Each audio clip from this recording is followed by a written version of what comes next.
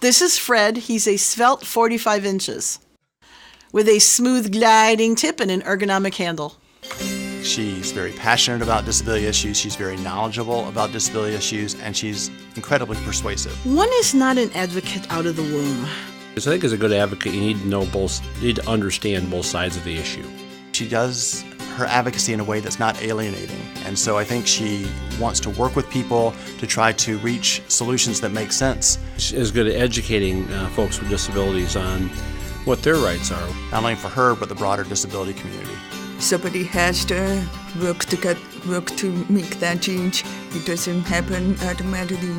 The obstacles are oftentimes people more than things. Things I can succeed with, things I can overcome, things I can figure out. But people, they just have a set notion that if you are blind, you cannot do this. I have been everything from a ballet teacher to a crisis counselor, and have spent a lot of time at this point finding all kinds of opportunities to advocate for people with disabilities. Supermodel with the hot bod is coming into the room, and we wouldn't necessarily know that unless it was described to us that was happening. I will go to the movies with my friends who were deaf, and we would watch the movie, and after the movie, we would try and figure out what happened. For me, the breaking point was I'm a Harry Potter fan, and I love to see the Harry Potter movies. And the Harry Potter movies actually had audio description, but they weren't shown in theater or screening rooms that had it. So all my friends got to see the movie and got to experience it and had to have all the conversations.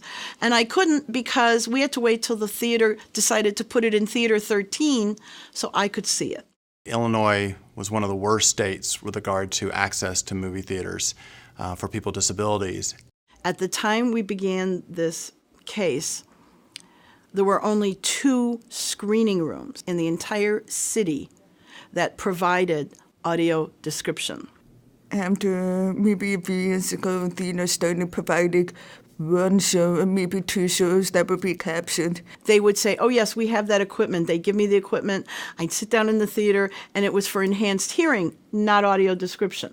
So they didn't even get the difference between hearing impairment and vision impairment. What the audio description does is there's a voice that comes through a pair of headphones that we only hear, and it's describing, like, for example, it'll say, Bob's punching John, punches John, and John falls to the ground. We wouldn't necessarily know that.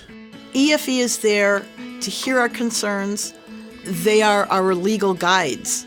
I think what was really exciting about the movie theater case is this was one that did not require litigation. We sent a letter that talked about the issues that were facing people who are blind, deaf, and hard of hearing, and the Attorney General just took this issue and ran with it. Under the AMC agreement, all 41 movie theater complexes will be accessible to people who are blind, deaf, and hard of hearing by 2014. They were actually embracing it. They were very pleased to do it. They wanted this to happen. There are 2 kinds of blind people, the kind who get bumped and bruised, or the kind who never leave their bed. And I decided I wasn't going to stay in bed. So I get bumped and bruised, but it's okay, because we also win, and that's good too.